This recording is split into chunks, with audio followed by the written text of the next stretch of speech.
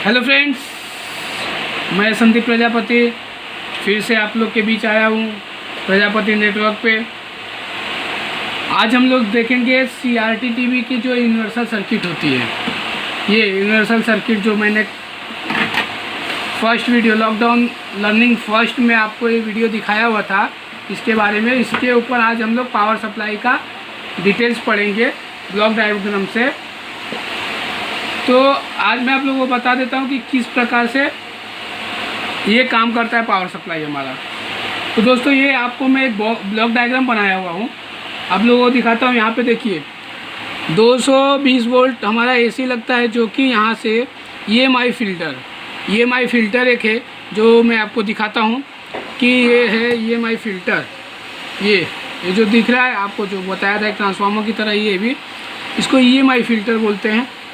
और यहाँ से हमें जाता है एक डायोड के ब्रिज पे। ये डायोड के ब्रिज में यहाँ से पावर सप्लाई जाता है। और दोस्तों, ये जो मैंने ऐसा साइन दिया हुआ है उल्टा C की तरह, तो ये जंपर का साइन होता है। इसका मतलब ये होता है कि इस वायर से इसका कोई संबंध नहीं है, यहाँ से यहाँ जंपर दिया हुआ है। ओके, अगर ये मैं सीधा रखता तो ये टच हो जाता है, यानी कि शॉर्टिंग बताता हूँ। तो यहाँ से हमारे इसको ब्रिज में 4 लाइन बनते हैं, 4 टर्मिनल्स बनते हैं, जिसमें 2 में इनपुट होता है और 2 से आउटपुट निकलता है। तो ये 2 को हमने इनपुट दे दिया और यहाँ से हमें क्या मिल गया, आउटपुट। ये हमें आउटपुट मिल गया। ये आउटपुट एक मिल गया जो हम ग्राउंड को दिए, और एक आउटपुट जो हमारा आगे पावर सप्लाई लेके जा रहा है। यहाँ पे आकर ये जो चॉपर ट्रांसफार्मर है हमारा, चॉपर ट्रांसफार्मर जो मैंने आपको बताया था, ये वाला जो है, ये ट्रांसफार्मर से होते हुए पावर हमारा ये साइड आता है। बीच में हमारा SMPS काम करता है। जो SMPS की मैंने आप लोगों को बताया हुआ था, ये वाला, ये ट्रांजिस्टर से यहाँ पे रजिस्टर रजिस्टर से, ये सब SMPS का काम करते हैं यहाँ पर। उनके माध्यम से होते हुए हमारा पावर सप्लाई यहाँ आता है सेकेंडरी में। ये प्राइमरी साइड था और ये सेकेंडरी में आ गए हम। सेकेंडरी में यहाँ पे 4 तरह के पावर सप्लाई निकलते हैं, जिसको हम डायोड के माध्यम से इसे DC में कन्वर्ट करते हैं। एक ये है, एक यहाँ पे है, एक यहाँ पे और एक यहाँ पे, ये 4 है। चारों कुछ इस प्रकार वोल्टेज देते हैं हमें कि पहला वाला जो है वो हमें देता है 135 तक, जो मैंने कल आपको बताया था कि 110 to 135 के आसपास वोल्टेज बनता है यहाँ पर, है ना। सेकेंड वाले में बनता है हमें 20 वोल्टेज, ये कुछ 18 to 22 के आसपास होता है, 18 to 22 के आसपास वोल्टेज बनता है। थर्ड वाले में बनता है हमारा 12 वोल्ट, ज़रूरी नहीं है 12 वोल्ट है, 10 वोल्ट भी बनता है। 10 to 13 के आसपास वोल्टेज बनता है। दोस्तों, कभी कभार ये होता है जब 10 से कम हो, 9 तो एक तरफ से चल जाता है, लेकिन 9 से कम होता है तो हमें टीवी में प्रॉब्लम पता चलने लगते हैं कि कुछ ना कुछ प्रॉब्लम होता है। उसके बाद ये फोर्थ वाला जो डायोड है, ये हमें देता है टोटल 8 वोल्ट्स, 8 से 10 वोल्ट देता है ये। और ये 8-10 वोल्ट ये हमें जाता है ऑडियो को, यहाँ पे हमारा ऑडियो को जाता है। ओके फ्रेंड्स, अब फिर आ जाते हैं हम लोग यहाँ पे। स्टार्टिंग से मैं बताता हूँ इसका वर्किंग कैसे होता है। ये 135 वोल्ट हमको कहाँ जाता है, HT को और आउटपुट वोल्टेज को काम करता है। HT और आउटपुट वोल्टेज में जाकर हमारे सर्किट को ऑन करता है। सेकेंड वाले का काम है टू वर्टिकल IC।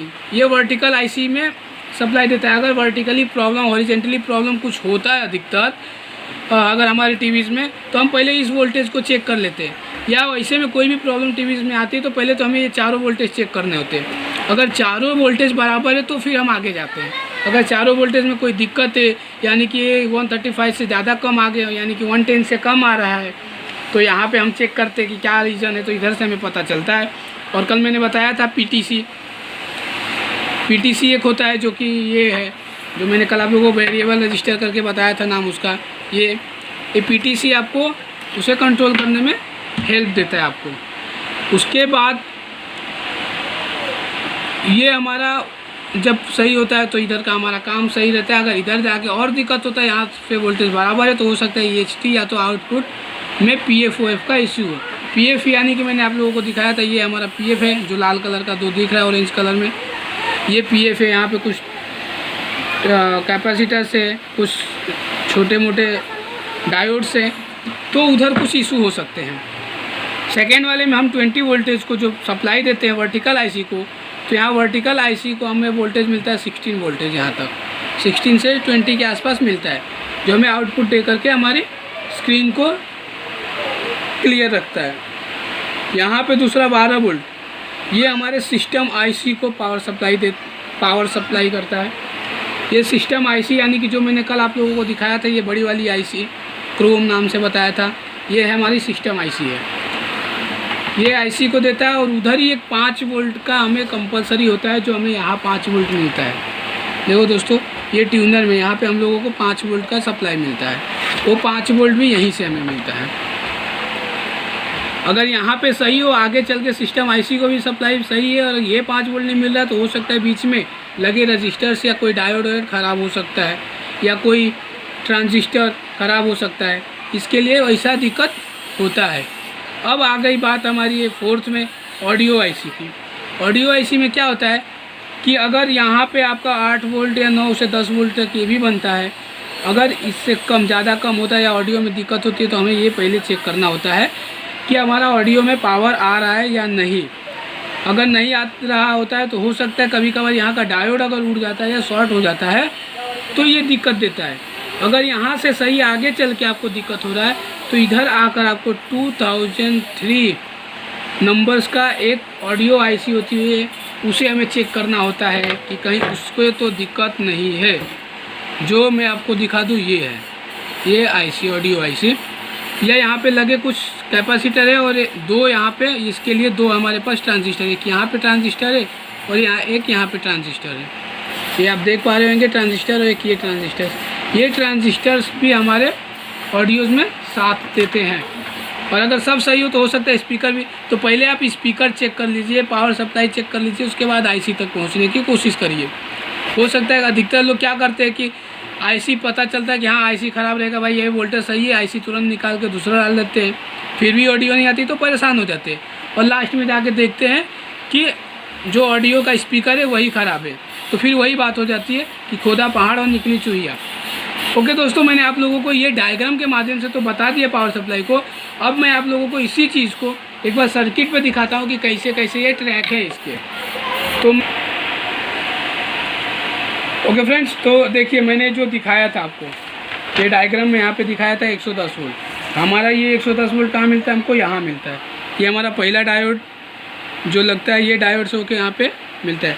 आप लोगों को एक चीज़ और दिखा दूँ इसमें कि जितने डायोड आउट किए हैं, सप्लाई को आउट किए, उतने के बाद एक एक कंडेंसर लगा हुआ है, आप देख रहे हैं। ये बिना कंडेंसर के पावर सप्लाई को स्टोरेज नहीं कर सकते। और हाँ, मैंने आपको बोला था कल के वीडियोज़ में कि कंडेंसर्स ज़्यादा लगे रहते हैं इलेक्ट्रॉनिक सर्किट्स में, तो उसका मेन रीज़न है स्टोरेज। जब भी हम कोई भी चीज़ चालू करते हैं, मोबाइल अपना ले लेते हैं, हम लैपटॉप, मोबाइल, टीवी कुछ भी ऑन करते हैं, तुरंत एक्टिव हो जाता है, तुरंत चालू हो जाता है। इसका मतलब होता है कि हमारे जो छोटे मोटे इसमें कंडेंसर लगे होते हैं, कैपेसिटर से जो लगे होते हैं, वो तुरंत पावर को कैच कर लेते हैं, या तो ये अपने पास थोड़े थोड़े पावर्स सेव करके रखते हैं, जिसके कारण यहाँ पे पावर आती है, यहाँ पावर यहाँ से छूटता है, तुरंत ये पकड़ लेता है, इसके बाद ये पकड़ लेता है, उसके बाद एक एक करके सब अपने अपने कैच स्टोरेज स्टार्ट कर देते हैं, स्टोरेज कैच करके एक्टिव हो जाते हैं। ओके फ्रेंड्स, तो यहाँ पे हमको 110 से 135 वोल्टेज जो मिलता है, ये देखिए यहाँ पे ट्रैक दिख रहा है आपको। ये ट्रैक के बाद मैं आपको दिखा दूँ, ये एक जंपर दिख रहा है। ये मैं आप लोगों को जंपर बीप के माध्यम से दिखाता हूँ अपने कंटिन्यूटी से कि कैसा जंपर काम कर रहा है।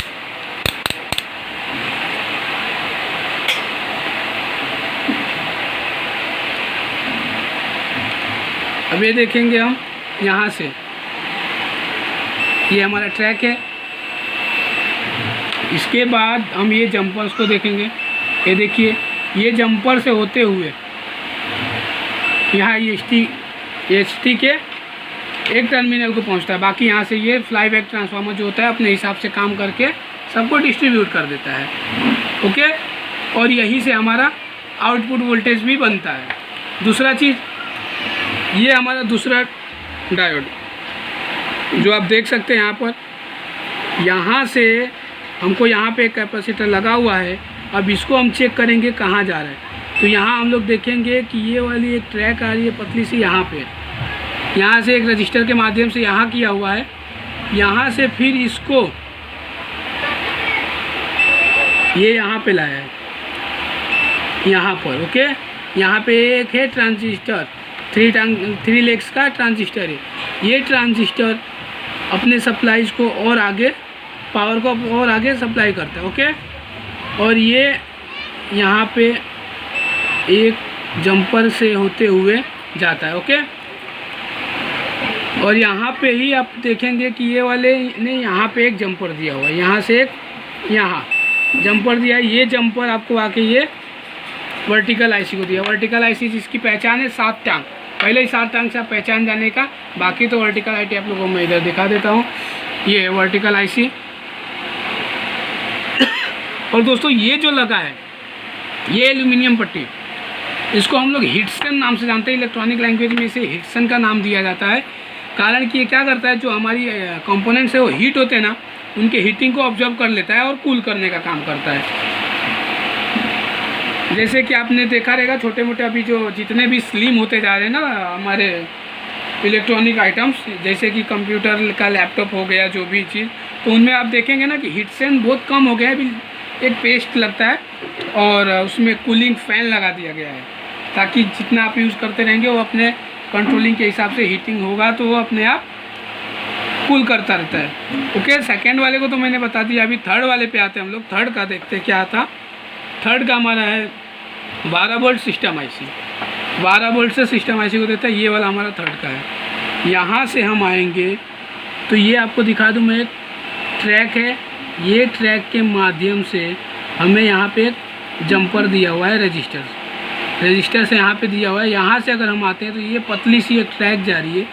ये जो ट्रैक है ये यहाँ पे आई, यहाँ से एक जंपर दिया, ये जंपर से होते हुए ये यहाँ पे आई, यहाँ इसको 2 तरह का रजिस्टर से जंपर दिया गया है ना। तो ये दोनों को हम देखेंगे तो एक आकर के यहाँ पे आ गया सिस्टम आईसी के एक टर्मिनल्स पे, और एक वाले को देखेंगे तो ये वाला आपको 5 वोल्ट पे जा रहा है ना, वो कुछ ट्रांजिस्टर्स के माध्यम से होते हुए जा रहा है। ओके, और वहीं से आपको यहाँ अपना क्या बोलते हैं, ये हमारा ये सेंसर्स को भी जा रहा है। ये जो पिन दिख रहा है आपको, ये सेंसर्स का पिन है। ये 4 पिन का जो आपको पिन दिख रहा है, ये वाला ये सेंसर का पिन है। देखिए मैं दिखाता हूँ आपको पलटी करके। ये यहाँ पे हम सेंसर लगाते हैं। ओके, अब हम आएंगे आगे 4th वाले पे, ऑडियो वाले पे। तो ये ऑडियो वाले का जो है, यहाँ पर हम आ गए ऑडियो पे। ये ऑडियो वाली आप देख रहे ट्रैक, ये सीधा यहाँ से आके यहाँ जंपर दिया है, और यहाँ से जंपर देख के यहाँ पे ये ऑडियो आईसी को पावर आया है। ये ऑडियो आईसी, अब ये ऑडियो आईसी आगे का पावर जनरेट करता है ऑडियो के लिए, जो हमें स्पीकर पे जाके हमें ऑडियो का रूप मिलता है। ओके फ्रेंड्स, आप लोगों को आज मैं इतना बताया हूँ, थोड़ा थोड़ा करके ही मैं आप लोगों को कराऊंगा, क्योंकि एक साथ अगर मैं पूरी सर्किट की जानकारी आपको देने लग जाऊँ तो हो सकता है आप सर के ऊपर से जाए, समझ में कुछ ना पड़े, पल्ले कुछ ना आवे। और फ्रेंड्स बहुत जल्दी ही आप लोगों को इसके बारे में अच्छी जानकारी और भी मिलेंगी, सब मैं देता रहूँगा। और जैसे कि मैं अपने पिछले वीडियोस में भी आप लोगों को बोला था कि अगर इलेक्ट्रिकल वायरमैन की भी ट्रेनिंग लेनी है तो आप लोग मुझे कमेंट करें, मेरी ये वीडियोस आपको कैसी लगती है कमेंट करें। और अगर आप मेरे चैनल पे नए हैं तो सबसे पहले आप सब्सक्राइब कर लें, ताकि आपको मेरा अपडेट मिलता रहे नोटिफिकेशंस के माध्यम से, और आप अच्छे से कुछ सीख सकें। और दोस्तों एक चीज़ और है कि मेरे वीडियोस को लाइक करना ना भूले, कमेंट करना ना भूले। जो भी आपको डाउट्स हो कमेंट करें मुझे, मैं आपके डाउट क्लियर करने की पूरी कोशिश करूंगा। और साथ ही अपने दोस्तों के साथ शेयर करना भी ना भूले प्लीज़। धन्यवाद। जय हिंद, जय भारत।